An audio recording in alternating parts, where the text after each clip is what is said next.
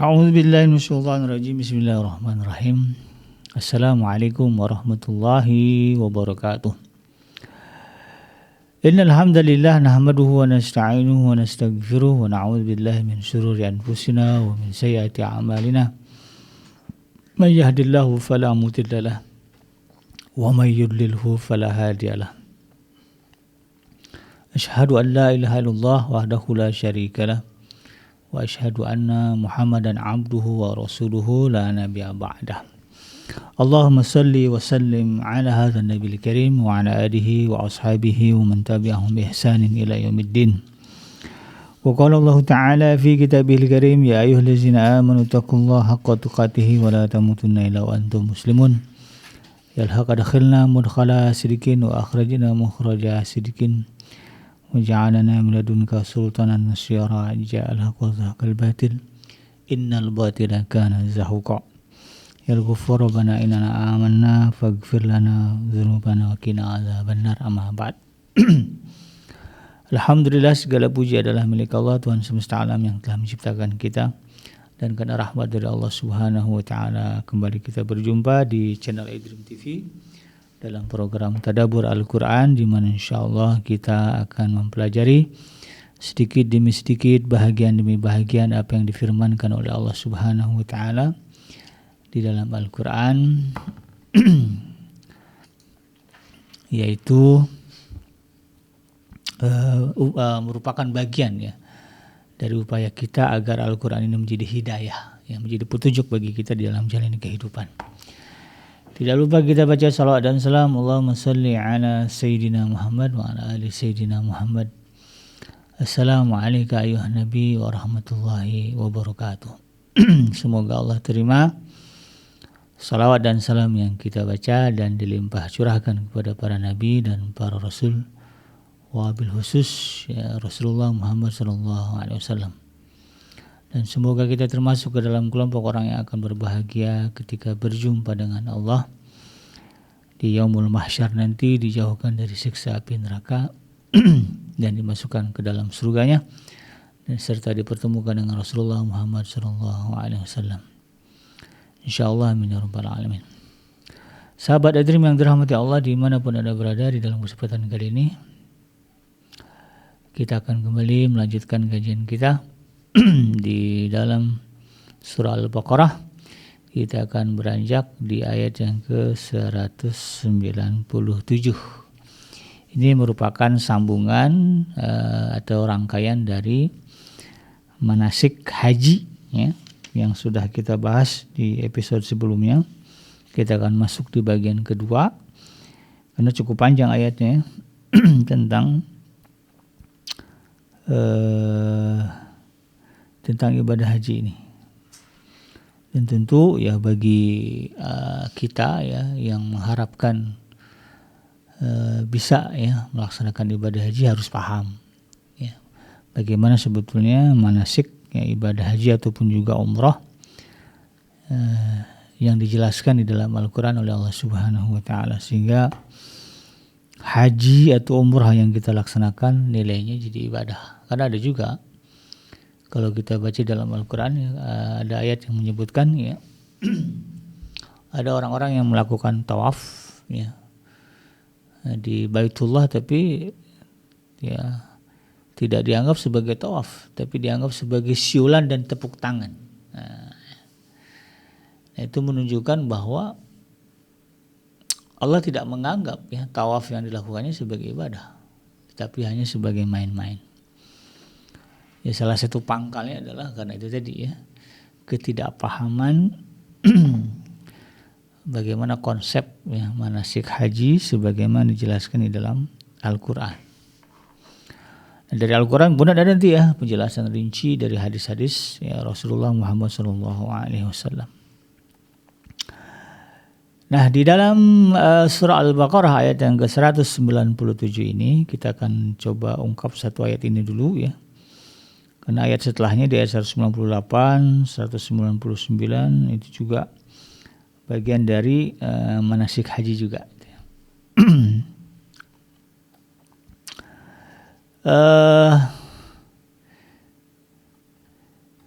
Di dalam surah Al-Baqarah ayat yang ke-197 Allah Subhanahu wa taala menegaskan, A'udzubillahi minasyaitonir rajim. Al-hajju ashhurum ma'lumat. Faman farada fihinna al-hajja fala rafatha wala fusuqa wala jidala fil hajj. Wa ma taf'alu min khairi ya'lamullah. Wa tazawwadu fa inna khaira zadi taqwa wattaqu ya ulil albab.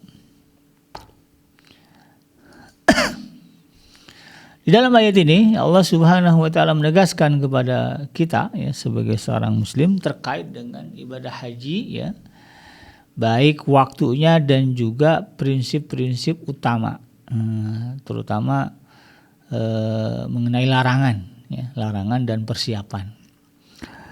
Ya, disebutkan di dalam ayat ini al-hajju ashhurum ma'lumat. Ibadah haji atau musim haji itu ashhurum ma'lumat, berlangsung atau dilakukan pada bulan-bulan ma'lumat, yaitu bulan-bulan yang telah dimaklumi sebagai momen melaksanakan ibadah haji. Dan ini sudah ada sebelum Rasulullah Shallallahu Alaihi Wasallam diutus, karena memang praktik ibadah haji ini kan akarnya itu dari ajaran Nabi Allah Ibrahim alaihissalam. Jadi dulu sebelum Rasulullah diutus ya, orang-orang Arab itu ya, yang berada di sekitar kota Mekah ya, wilayah Jazirah Arab yang terikat dengan ajaran Nabi Ibrahim alaihissalam itu datang ke Mekah ya, ke Baitullah tepatnya, dan mereka melakukan ritual haji ya. Ya tentu dengan versi ya, yang beragam lah, karena sudah jaraknya sekian abad tentu terjadi perubahan-perubahan itu kan, yang kemudian dengan diutusnya Rasulullah SAW diuruskan itu kan segala bentuk perubahan dan dipatenkan sampai sekarang. Ya beginilah ibadah haji. Ya termasuk terkait dengan bulan. Ya, kalimat ma'lumat di sini ya, atau bulan-bulan yang dimaklumi ya memang ini bagian dari akar sejarah yang terjadi pada Nabi Ibrahim ya, bahwa dari zaman Nabi Ibrahim ya sampai masa Rasulullah SAW haji itu dilaksanakan pada bulan Syawal, kemudian bulan Zulqa'dah dan bulan 10 hari pertama di bulan Zulhijjah.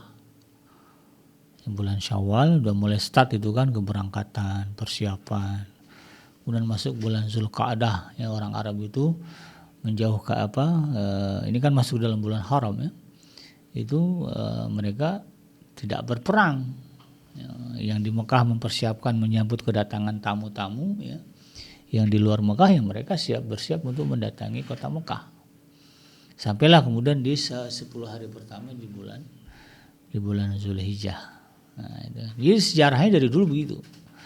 Maka menjadi aneh kemudian kalau ada ya sekelompok atau segelintir orang-orang Islam ya, menamakan dirinya sebagai cendekiawan Muslim ya, kemudian menyoroti padatnya ya tanah suci ketika musim haji, lalu kemudian muncul ide usulan udah ya haji itu jangan hanya di bulan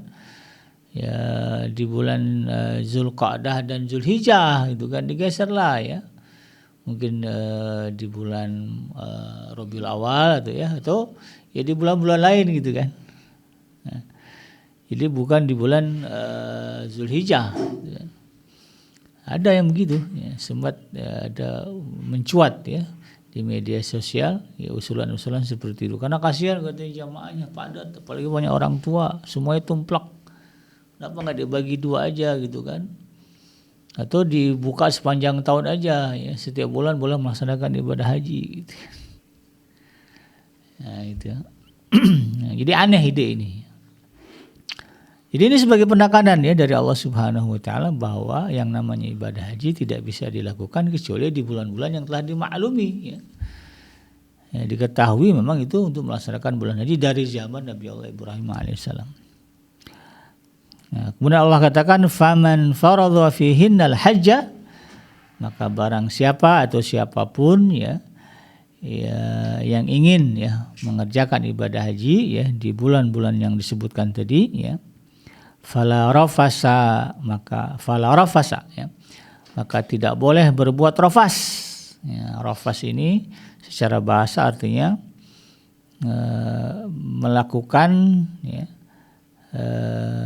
baik ucapan ya ataupun tindakan yang mengarah kepada porno aksi lah. Itu cabul. Ya rafas ini cabul lah kalau bahasa sekarang. Jadi jangan berbuat cabul, ya, baik ucapan, tindakan itu dijauhkan.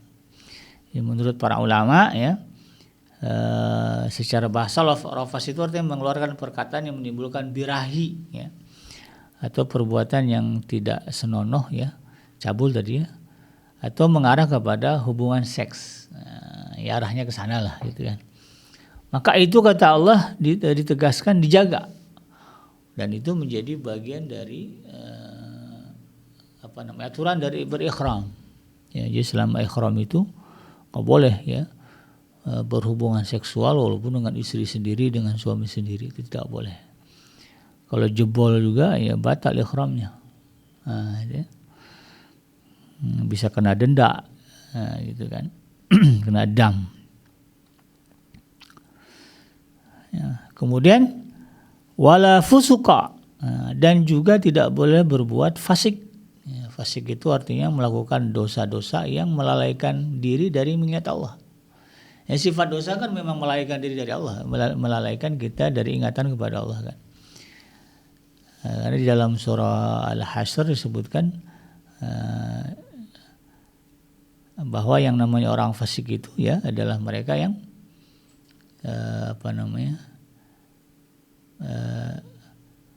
wala takunu kalladzina nasullaha fa ansahum anfusahum ulaika humul fasiqun, dalam surah Al-Asr ayat yang ke-58 kalau salah. Dan janganlah kalian menjadi seperti orang-orang yang lupa Allah, ya.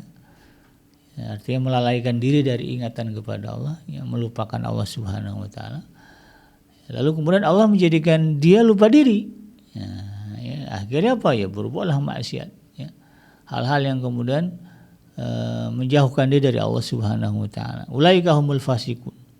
Mereka adalah orang-orang yang fasik. Ya, jadi fasik itu adalah melakukan kemaksiatan ya, yang dasarnya atau akarnya, pangkalnya adalah kelalaian atau lupa kepada Allah Subhanahu wa taala. Ya, orang Islam itu nggak boleh putus ya dari ingat Allah, ya zikrullah. Ya, minimal hatinya nih on. Ya, wajib itu. Ya. Dalam hatinya selalu ya disebut nama Allah, nggak putus. Supaya kemudian jasadnya, ya tangannya, ya, kemudian kakinya, tangannya terkontrol ya, untuk kemudian melakukan segala sesuatu yang diridhoi Allah. Kakinya terkontrol, ya, melangkah kepada tempat-tempat yang diridhoi Allah. Matanya juga terkontrol, ya, sehingga dia hanya melihat hal-hal yang diridhoi Allah. Telinganya juga sama, terkontrol hanya mendengar hal-hal yang sifatnya diridhai Allah. Mulutnya apa lagi? Ya, kalimat yang keluar dari lisannya adalah kalimat-kalimat yang membangkitkan ya, jiwa untuk selalu mengingat Allah Subhanahu wa taala. Kemudian wala jidala fil hajj, ya, dan juga dilarang ya, atau tidak boleh ya,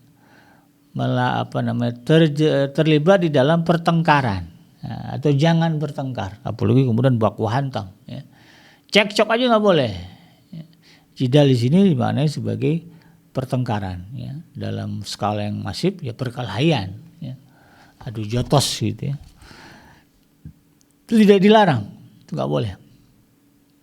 Nah, kalau udah pakai ihram, hati-hati gitu ya. Jangan memancing-mancing keributan.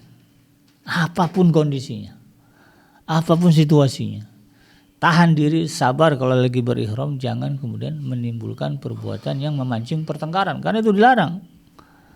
Wala jidala, ya, mau haji mau umroh ya, kalau udah pakai ihram, mau laki-laki mau perempuan, dilarang memancing keributan. Ya, apalagi ribut beneran, mancing keributan juga nggak boleh.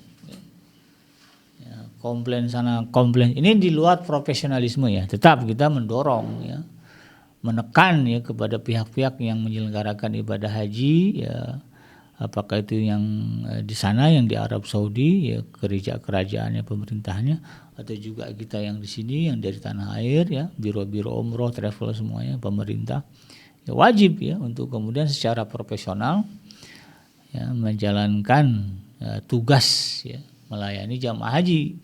Yang udah akadnya itu kan nggak gratis, bayar kan. Masih setiap uang yang dikeluarkan jamaah itu harus dipertanggungjawabkan ya dalam bentuk pelayanan. Ya, jangan sampai kemudian makan jamaah terlantar. Ya, sampai-sampai jamaah merasa lapar, ujung-ujungnya kalau udah lapar jadi ribut. Nah, itu nggak boleh terjadi. Memang ya secara pribadi ya personal ya kaum muslimin diingatkan untuk kemudian tidak memancing keributan. Ya dalam sebagai termasuk ya bentuknya tadi komplain, yang ngeluh ya atau protes gitu kan. Ya kita tahan diri gitu kan. Kalau mau protes ucapkan, sampaikan dalam bahasa narasi yang baik yang tidak memancing keributan. Apalagi kalau lagi padat-padatnya jamaah gitu kan. Udah gitu kepala rombongannya juga nggak kelihatan ya, kita lagi butuh bantuan nggak ada, wah akhirnya ngomong lah pakai bahasa yang nggak terkontrol ya. Pihak pengurus juga akhirnya kepancing gitu kan. Jadilah ribut. Ya, kalau dilarang berarti kemudian melanggar. Kalau melanggar khawatirnya ibadah haji, ibadah umrah yang kita laksanakan kemudian pahalanya tidak maksimal. Padahal ongkos yang kita keluarkan sudah besar ya. Umrah aja sekarang paling murah kan 24 juta. Ada yang nawarin 23 juta. Ya puluhan juta juga kan habisnya. Belum lagi capeknya secara fisik ya. Ada jet lag gitu ya. Pula turun dari pesawat masih keder gitu kan sampai di sana. Makanya harus diarahkan gitu kan. Uang sudah banyak dikeluarkan, tenaga sudah dikeluarkan, kalau kemudian ternyata pahalanya tidak maksimal kan sayang. Ya, sayang banget gitu kan. Ya mendingan kita sedekahin di Indonesia. Punya uang 23 juta misalnya. Ini tipikalnya temperamen gitu kan. Mendingan sedekahin aja lah gitu kan ya, ke orang-orang. Daripada kemudian pergi haji sampai di sana ribut terus gitu kan. Atau pergi umroh ribut terus ya, ribut sama orang Arab, ribut sama sesama anggota jemaah. Ya Allah, sayang sekali ya, mubazir sekali. Ya, karena larangannya tegas, wala jidala fil hajj, dan tidak boleh ya bertengkar apalagi berkelahi dalam praktek melaksanakan ibadah haji. Kemudian Allah katakan wa ma taf'alu min khairi ya'lamullah. Ya. Segala kebaikan yang kamu kerjakan, apapun bentuknya, ya kepedulian apapun ya, pokoknya judulnya berbuat baiklah. Ya, dalam bentuk apapun ya, baik secara lisan, ya, perbuatan baik melalui tangan kita, perbuatan baik kaki kita, perbuatan baik telinga, mata, pikiran kita. Ya. Kata Allah Subhanahu Wa Taala di momen-momen haji itu pasti diketahui Allah. Penekanan kalimat di sini ya'lamullah ya. Diketahui Allah ya. Ini ibrahnya adalah apa? Jadi apa namanya? Allah tuh tahu betul kita ini berhaji karena apa. Jadi ini sensitif urusannya. Kan ada juga orang yang kemudian melaksanakan haji dan umrah bukan karena Allah ya, tapi ada niat-niat yang lain ya, karena bisnis atau mungkin karena malu ya. Dikenal orang kaya di kampung ya, udah keliling dunia tapi belum pergi haji atau umroh, akhirnya pergi daftar haji ya, biar nggak malu ya Allah tahu itu. Maka sebetulnya kalau berbicara persiapan haji dan umroh yang paling pertama itu niat diluruskan ya, karena Allah itu maha tahu, jangankan yang nyata ya perbuatan zahir kita itu kan ya, yang di dalam hati aja Tuhan paham itu kan, Tuhan tahu. Nah, tekankan di sini. Jadi betul-betul melaksanakan haji itu karena Allah dan karena ingin ibadah, bukan karena jalan-jalan. Ya lumayan nih jalan-jalan. Apalagi diumrohkan gratis gitu kan. Dapat hadiah umroh gratis, wah semangat ya. Jalan-jalan nih ke luar negeri. Nah Allah paham, Allah tahu. Hati-hati gitu kan. Dia luruskan betul niat kita. Pergi haji atau umroh ya, pergi ke Baitullah itu betul-betul karena ingin beribadah. Karena ingin melaksanakan perintah Allah Subhanahu Wa Taala, karena ingin yang mendapat gelar takwa, itu kan. Maka segala kebaikan yang kita lakukan ya diterima Allah karena landasannya itu. Yang kita khawatirkan itu tadi ya sudah uang keluar gitu kan, lalu kemudian tenaga keluar, tapi ternyata niatnya tidak lurus ya. Ya, segala kebaikan yang kita lakukan niatnya tidak semata-mata karena Allah, dan ini kemudian tentu tidak akan berbalas ya dengan maksimal dari Allah Subhanahu wa taala. Mungkin hajatnya tentu dunia nih yo. Saya pernah dengar cerita juga. Jadi ada seorang teman ya kenalan saya lah ya. Dicerita ya waktu umrah apa haji ya. Dia bilang karena pengen banget punya mobil ya. Mobil apa gitu ya, sebutnya Pajero apa gitu ya. Itu setiap di depan Ka'bah ya doanya Pajero. Itu. Di depan Ka'bah doanya itu. Itu ada orang Afrika ya, dia orang bukan Afrika saya tahu. Ya, di depan Ka'bah fulus. Ya, ini. Sampai ditengok sama jamaah sebelah. Ya bukan nggak boleh berdoa begitu. Ini riskan. Riskan bahwa memang hati kita ya, tergerak melaksanakan ibadah haji ya bukan karena Allah, ya karena mengharapkan dunia. Nah bahayanya apa? Ya Allah kasih, ya urus.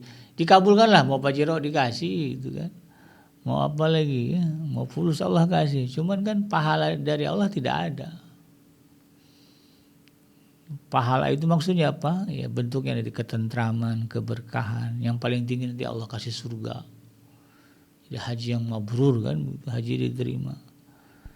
Lalu sampai kemudian itu justru surga kita tidak dapatkan, yang Allah yang kita keberkahan kita tidak dapatkan, harta aja misalnya.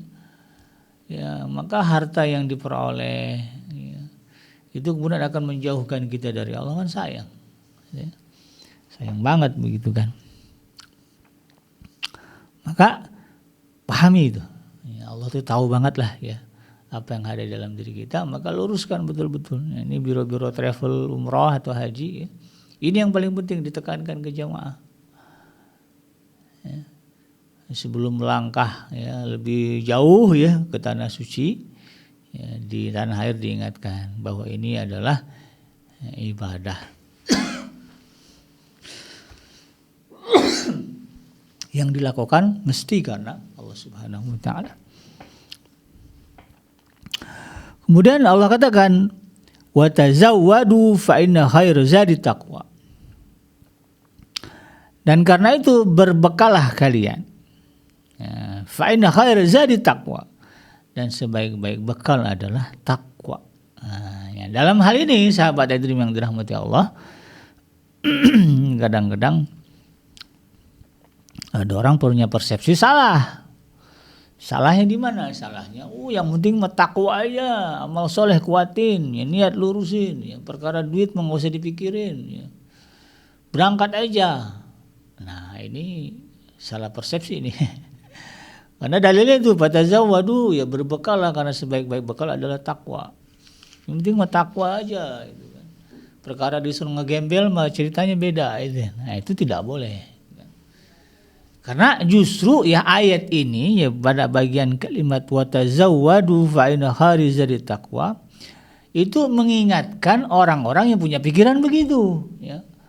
Ya biarkan saja, jadi pergi haji ini sejarahnya kalau di dalam riwayat itu disebutkan ya. Kalau nggak salah ini di dalam tafsir yang dijelaskan oleh ya, sahabat Rasulullah Ibnu Abbas ya.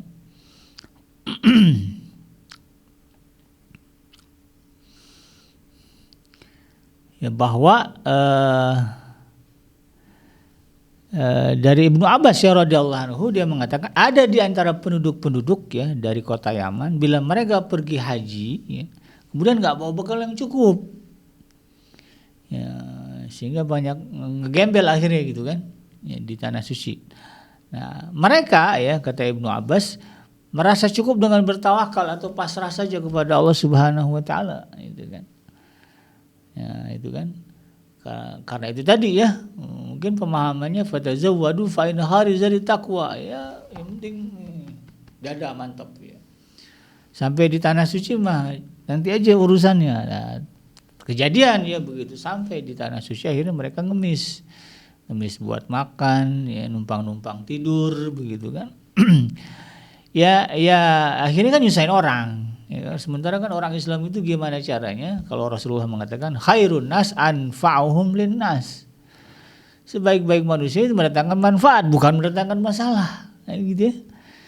Ini enggak, malah memberikan masalah. Yang enggak punya makan akhirnya minta makan, ya. Kemudian enggak punya tempat tinggal, itu akhirnya numpang di mana itu kan. Akomodasi enggak punya. Itu enggak boleh. Karena itu kemudian turunlah ayat ini ya yang menekankan kepada fatazawwadu, berbekalah. Dan cuman ya ketika kita menyiapkan bekal, ingat ya bahwa ya, takwa itu ya harus betul-betul diingat ya. Itu tadi bahwa ibadah haji ini bukan sekedar pergi berziarah, bukan sekedar pergi mengunjungi kota suci Mekah dan Madinah, ya, tapi lebih dari itu apa? Memang kita ingin beribadah kepada Allah. Maka harus ilmu dicukupkan. Ya. Manasik penting gitu kan. Nah, jadi itu nomor satu ya diingat, dan kemudian bekal gitu ya. Bekal finansial, akomodasi semua itu wajib dipersiapkan.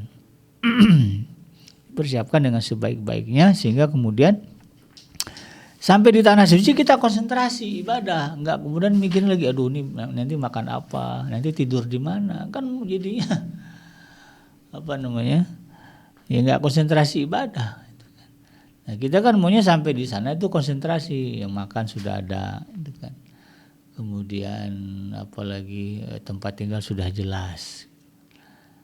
Nah, sehingga udah ya pulang perginya rutenya kan rutinitas jelas tuh ya, makan jam makan udah ada, kemudian tempat tinggal sudah jelas, tinggal pulang kembali ke masjid atau melaksanakan ibadah hajinya dengan tenang.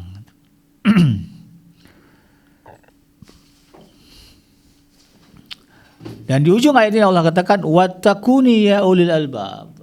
Karena itu ya kata Allah Subhanahu wa taala, bertakwalah kepadaku wahai orang-orang yang mempunyai akal sehat. Artinya apa? Ya, jadi cerdaslah jadi orang gitu kan. Jadi jangan sampai kita ya pergi ke Baitullah itu dengan sudah dengan mengeluarkan SDM apa ya, sumber daya lah ya, sumber daya yang tidak sedikit ya, baik materi maupun non materi ya. Lalu kemudian sampai di sana kita nggak bisa mendapatkan, ya tidak bisa ibadah maksimal, tidak bisa dapat pahala maksimal, kan sayang gitu kan. Nah kalau orang yang cerdas itu dia dipersiapkan segala sesuatunya, mentalnya dipersiapkan, fisiknya dipersiapkan, bekalnya dipersiapkan.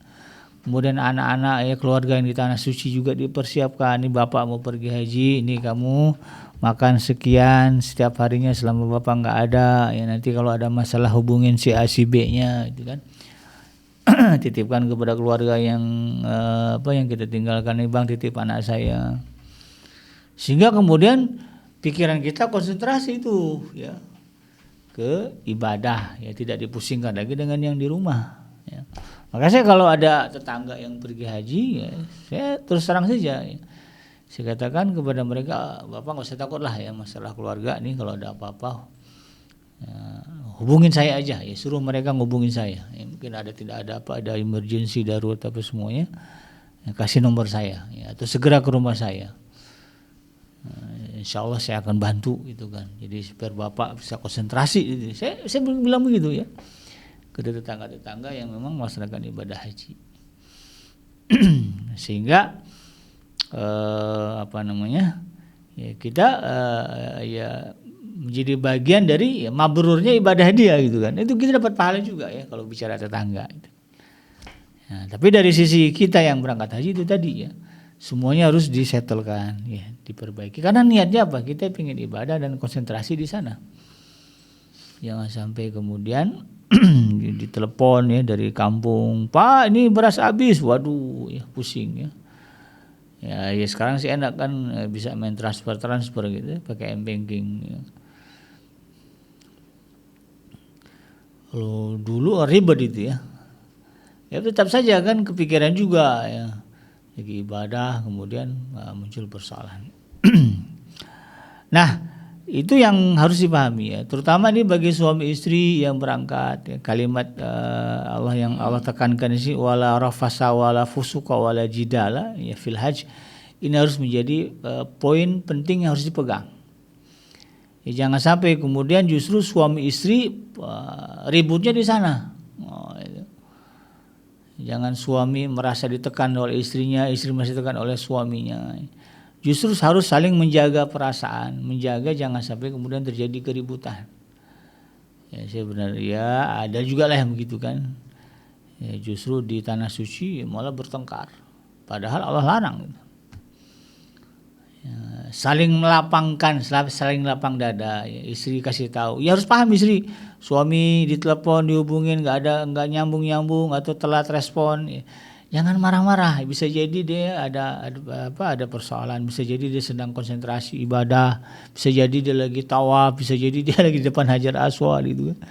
Istri telepon, bang di mana? Wah ini jadi ribut. Jadi saling melapangkan. Guru saya itu, ya, beliau cerita ya terkait dengan hal ini itu. Dia bilang ya ketika akan berangkat itu ya berpesan kepada istrinya harus berangkat bareng. Ya, kita suami istri gitu ya. Tapi ya, nasib kita, keadaan kita sepenuhnya di tangan Allah Subhanahu Wa Taala. Kamu yang nggak bisa bergantung kepada saya, walaupun saya suami kamu kalau udah di tanah haram. Jadi kalau ada apa-apa gantungkan nasib kamu kepada Allah. Jangan bingung saya nggak ada di sisi kamu ya. Ada Allah, penekanannya di situ. Ya kan ada ya jenis-jenis istri-istri yang begitu tinggi ya tingkat ketergantungannya kepada suami. Nah, itu jadi ujian juga itu, ya, karena di sana itu ya Allah yang jadi raja, ya. Baitullah itu rumah Allah. Pahami itu Baitullah bukan rumah kita, rumah Allah. Dia tuan rumahnya. Maka sebaik-baik kita adalah ketika sampai di sana betul-betul menggantungkan ya, hajat kita apapun yang terjadi dalam kepada kita itu kepada Allah Subhanahu Wa Taala. Abaikan dulu lah ya. Suami yang selama ini ya menjadi tempat sandaran kita, orang tua yang menjadi atau teman kita atau bos kita berangkat sama bos itu abaikan itu. Bos kita di saat itu adalah Allah Subhanahu Wa Taala. Tempat sandaran kita di sana adalah Allah Subhanahu Wa Taala, bukan yang lain. Nah itu kan. Yakinlah ya ada persoalan apa ada pertolongan dari Allah Subhanahu Wa Taala karena kita bergantung kepada yang punya rumah. Ya, ada masalah bergantung kepada suami ditahu lagi di mana walaupun ada di sisi kita gitu kan. Itu kita udah kena ayat ini gitu kan ya, bahwa Allah ya, tempat bergantung Allah lah tuan rumah kita ya, tuan rumah yang kita kunjungi namanya aja Baitullah. Dari sini lah ya letak kecerdasan ya seorang muslim ketika kemudian melaksanakan ibadah haji. Mudah-mudahan bermanfaat ya, insyaallah kita akan sambung di episode yang akan datang. Yang mudah datangnya dari Allah, yang salah semata-mata lahir dari kealfaan dan kelapan saya pribadi. Saya bikin pamit undur. Hasbiyallahu la ilaha illa huwa alaihi tawakkaltu wa huwa rabbul arsyil azim. Subhanaka Allahumma rabbana wa bihamdika asyhadu an la ilaha illa anta astaghfiruka wa atubu ilaik. Walhamdulillahirabbil alamin. Assalamualaikum warahmatullahi wabarakatuh.